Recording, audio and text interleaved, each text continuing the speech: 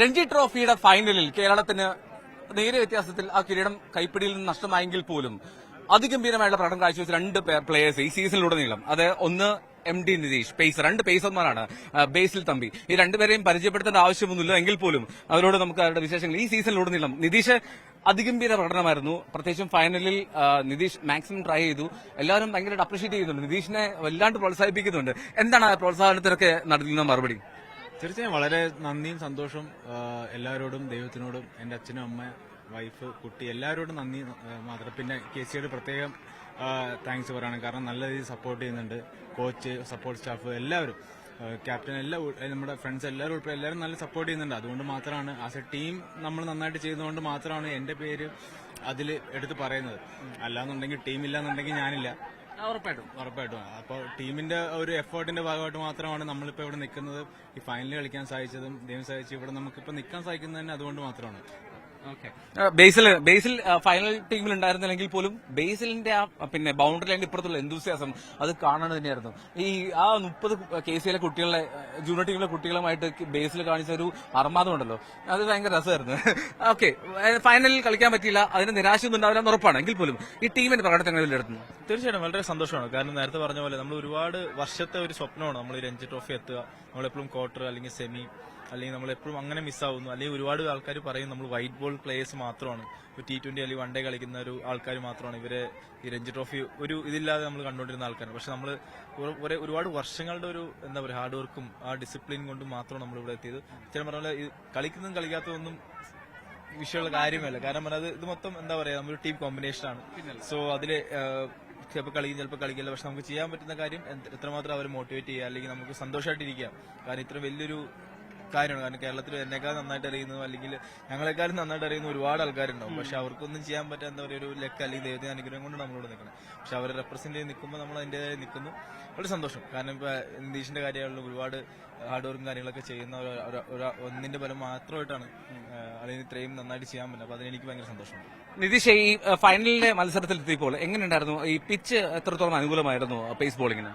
തുടക്കം നമുക്ക് ഈ പറഞ്ഞ പോലെ തന്നെ തുടക്കം നമുക്ക് ചെറിയ ഹെൽപ്പും കാര്യങ്ങളെല്ലാം ഉണ്ടായിരുന്നു, ഇല്ലാന്നൊന്നും പറയുന്നില്ല. പക്ഷെ ത്രൂ ഔട്ട് ഒരു ബാറ്റിംഗ് ഫ്രണ്ട്ലി വിക്കറ്റ് ആയിട്ടാണ് നമുക്ക് തോന്നിയത്. പക്ഷെ എന്നാലും നമ്മള് വിക്കറ്റിനെ പറ്റിയിട്ട് കൂടുതൽ ബോധർ ചെയ്യാതെ നമ്മളെ കാര്യങ്ങൾ നന്നായിട്ട് ചെയ്തത് കൊണ്ട് മാത്രമാണ് നമുക്ക് നല്ലൊരു പൊസിഷനിൽ നിന്ന് വിദർഭേനെ നമുക്ക് ആ ഒരു ടോട്ടലിലേക്ക് ഒരു 120 ഫസ്റ്റ് ഇന്നിംഗ്സിൽ 127 റണ്ണിന് 6 വിക്കറ്റ് നമ്മൾ അവരെടുത്തുന്നുണ്ടെങ്കിൽ അതിൽ അത്ര നല്ല എഫേർട്ട് നമ്മുടെ ബോളേഴ്സും ആസ് എ ഫീൽഡിംഗ് യൂണിറ്റ് എല്ലാം ചെയ്തുകൊണ്ടാണ് മാത്രമാണ്. അപ്പൊ എനിക്ക് വിക്കറ്റിൽ അത്ര വലിയ മേജർ ആയിട്ടുള്ള ഇതൊന്നും തോന്നിയിട്ടില്ല ഇതുവരെ. എനിക്കൊരു കേരളത്തിന്റെ ടോപ്പ് വിക്കറ്റ് ടേക്കർ ഇപ്പൊ നിതീഷ് എന്ന് തോന്നുന്നു, അല്ലേ? സക്സസ് ആണോ? അത് ജലജ് ഭായ് ആണ് ടോപ്പ്, സെക്കൻഡ് സർവട്ടെ, തേർഡ് ആണെന്ന് തോന്നിയാണ്. ഈ സീസണിൽ എങ്ങനെ വിലയിരുത്തും? എങ്ങനെയാണ് ഈ സീസണിൽ ഒരു ടീമിന്റെ ഇത്രമാത്രം ജെല്ലിങ്? അതായത് നമ്മൾ പലപ്പോഴും കേരളത്തിന്റെ ക്രിക്കറ്റിന് നോക്കുമ്പോൾ കാണാത്തതിനും അപ്പുറത്തുള്ള ഒരു ടീം സ്പിരിറ്റ് കണ്ടു ഇത്തവണ. അതെങ്ങനെയാണ് സംഭവിച്ചത്? അത് ഒന്നാമത്തെ കാര്യം എന്ന് വെച്ച് കഴിഞ്ഞാൽ ഫസ്റ്റ് നമ്മൾ എല്ലാവരും കളിക്കാൻ തുടങ്ങിയിട്ട് ഒരുമിച്ച് കളിക്കുന്നുണ്ട് 10 വർഷത്തോളമായി. ഇപ്പൊ ഈ ടീമിലുള്ള ഒരു മെജോറിറ്റി ആൾക്കാരും കളിക്കുന്നത് 10 വർഷമായിട്ട് ഒരുമിച്ച് കളിക്കുന്ന ആൾക്കാരാണ്. മാത്രമല്ല നമ്മുടെ പുതിയ കോച്ച് വന്നതോടുകൂടി ആ ഒരു ഒരുമിച്ചുള്ള പ്രാക്ടീസും എല്ലാ കാര്യങ്ങളും എല്ലാം കുറെ എന്താ പറയാ ഒരുമിച്ച് നമ്മൾ ഗ്രൗണ്ടിൽ കുറെ സമയം സ്പെൻഡ് ചെയ്യാൻ തുടങ്ങി. ഒരു 4 മണിക്കൂർ 5 മണിക്കൂർ അടുപ്പിച്ച് നമ്മൾ ഗ്രൗണ്ടിൽ സ്പെൻഡ് ചെയ്യാൻ തുടങ്ങി. പിന്നെ അത് മാത്രമല്ല ഓഫ് ദ ഫീൽഡ് ആണെങ്കിൽ നമ്മളെല്ലാവരും ഒരുമിച്ച് തന്നെയാണ്. ബാക്കിയുള്ള എനിക്ക് മറ്റൊരു ടീമുകളെ പോലെ നമ്മൾ മാറി നിൽക്കുകയോ അങ്ങനത്തെ കാര്യങ്ങളൊന്നും നമ്മൾ എവിടെ പോയാലും ഒരുമിച്ചാണ്. അപ്പൊ അതൊക്കെ ഈ ടീമിന് ഭയങ്കരമായിട്ട് ഹെൽപ്പ് ചെയ്യുന്നുണ്ട്. മാത്രമല്ല ഒരാളുടെ സക്സസിൽ വേറൊരാൾക്ക് ഒരിക്കലും അയ്യോ അങ്ങനത്തെ ഒരു ഫീല് തോന്നിയിട്ടില്ല. കാരണം ഒരാൾ സക്സസ്ഫുൾ ആകുമ്പോൾ നമുക്ക് ഭയങ്കര സന്തോഷമാണ് വരുന്നത്. അപ്പോൾ ഒരാളുടെ സക്സസിൽ സന്തോഷം വരുമ്പോൾ ഉറപ്പായിട്ടും അത് നമ്മുടെ ടീമിനെ നല്ല രീതിയിൽ ഹെൽപ്പ് ചെയ്തിട്ടുണ്ട്. ഉറപ്പായിട്ടും. ബേസിൽ എന്താണ് ഈ ടീമിന്റെ സീസണിന്റെ ഉടനീളത്തിൽ പ്രകടനം?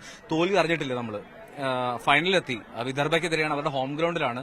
പക്ഷേ ദൗർഭാഗ്യവശാൽ എന്ന് പറയുന്നുള്ളൂ. അല്ലെങ്കിൽ ഒരുപക്ഷെ സെമി ഫൈനലിലും ക്വാർട്ടർ ഫൈനലിലേക്ക് ഭാഗ്യം നമുക്കൊപ്പം ഉണ്ടായിരുന്നെങ്കിൽ ഇപ്പോൾ ഒരുപക്ഷെ ആ കിരീടം നമ്മുടെ കയ്യിൽ ഉണ്ടായിരുന്നേനെ. എന്താണ് ഈ സീസൺ സമ്മപ്പ് ചെയ്യുമ്പോൾ എങ്ങനെ ബേസിൽ തോന്നുന്നത്? സീസണിന്റെ കാര്യത്തിൽ പറയുന്നത് നമ്മൾ ഒരുപാട് കാര്യങ്ങളും ചെയ്യുന്നുണ്ട്. ഡിസിപ്ലിന്റെ കാര്യങ്ങളാണെങ്കിലും അതേപോലെ തന്നെ പ്രാക്ടീസ് ചെയ്യുന്ന കാര്യങ്ങൾ ഡിസിപ്ലിനായിട്ട് ചെയ്യുന്നു. അതേപോലെ നമ്മൾ ഫാസ്റ്റ് ബോളേഴ്സ് അല്ലെങ്കിൽ സ്പിന്നേഴ്സ് ആയാലും ഒരുപാട് നേരം ബാറ്റ് ചെയ്യുന്നു, ഒരുപാട് ഹാർഡ് വർക്ക് ചെയ്യുന്നുണ്ട് ഫീൽഡിംഗ് പോലും. സോ അതുകൊണ്ട് എന്താ പറയുക ഈ ജെല്ലിംഗ് ഭയങ്കര ഇമ്പോർട്ടന്റ് ആണ്. ഓൺ ദ ഫീൽഡിൽ ഇറങ്ങുന്നവരും ഓഫ് ദ ഫീൽഡ് ഫീൽഡിൽ ഇരിക്കുന്നവരായാലും ഒരേ മനസ്സോടെ ആയിരിക്കും നമുക്ക് കളി ജയിക്കണം. അല്ലാതെ എനിക്ക് തോന്നുന്നില്ല നമ്മൾ ഈ ക്വാർട്ടർ ഫൈനലായാലും സെമി ആയാലും ആ ഒരു ലക്ക് നമുക്ക് കിട്ടുന്നു. കാരണം നമ്മളെല്ലാവരും ഒരുമിച്ചാണ്. ഈവൻ സപ്പോർട്ട് സ്റ്റാഫ്, നമ്മുടെ പുറത്തിരിക്കുന്നവർ, അകത്തിരിക്കുന്നവർ എല്ലാവരും ഒരേ മനസ്സോടെ നമുക്ക് ആഗ്രഹിക്കുന്നു, ആ ഒരു ചെയ്യുന്നുണ്ട്. അതുകൊണ്ട് ബലമായിട്ടാണ് നമുക്ക് രണ്ടും കിട്ടിയത്. യെസ്, നമുക്ക് എന്താ പറയുക വിഷമമുണ്ട്. കാരണം നമ്മൾ വലിയൊരു സ്റ്റേജ്, ഭയങ്കര ഒരു എന്താ പറയുക, നമുക്ക് വരുന്ന ഫ്യൂച്ചർ ഒരുപാട് ആൾക്കാർക്ക് ഇൻസ്പയർ ചെയ്യാൻ പറ്റുന്ന ഒരു മൂവ്മെന്റ് ആയിരുന്നു. പക്ഷെ എന്താ പറയുക, നമ്മൾ അടുത്ത കൊല്ലം നമ്മൾ ചെയ്തിരിക്കും. അത് എന്താ പറയുക, ഇതൊരു നമ്മളെത്തി, നമ്മൾ ഓരോരോ ഇതായിട്ട് ലാഡറായിട്ട് കയറിക്കൊണ്ടിരിക്കുക. നമ്മൾ ക്വാർട്ടർ എത്തി, സെമി എത്തി, ഫൈനലെത്തി. നമ്മൾ ഒരു ഇറാനി കപ്പ് അടിക്കും, അത് കളിക്കും, അടിക്കുകയും ചെയ്യും. ഉറപ്പായിട്ടും ബേസിൽ ഇപ്പൊ സൂചിപ്പിച്ചതുപോലെ ഈ കേരളത്തിന്റെ ക്രിക്കറ്റ് ഇങ്ങനെ ഉയർന്നുകൊണ്ടിരിക്കുകയാണ്. ഓരോ പടികൾ കയറി ഗവണി കയറുന്ന പോലെ കയറിക്കൊണ്ടിരിക്കുകയാണ് എന്നുള്ളത് നിസ്സംശയം പറയാം. ഏറ്റവും പ്രധാനം ഈ സീസണിൽ ഇവർ പ്രകടമാക്കിയ ടീം സ്പിരിറ്റ് അത് എടുത്തു പറയണം. എന്നാണെങ്കിലും ഫൈനൽ വരെ എത്തി, റണ്ണേഴ്സ് അപ്പായി, വലിയ ക്രെഡിറ്റ് അർഹിക്കുന്നു ഈ രണ്ട് പ്ലേയേഴ്സിനും പേസർമാർക്ക്. MD നിതീഷും ബേസിൽ തമ്പിയുമാണ് ചേർന്നത്. ക്യാമറാമാൻ ബിപിൻ മുരളിക്കൊപ്പം എൽദപ്പോൾ പുതുശ്ശേരി, ന്യൂസ് 18.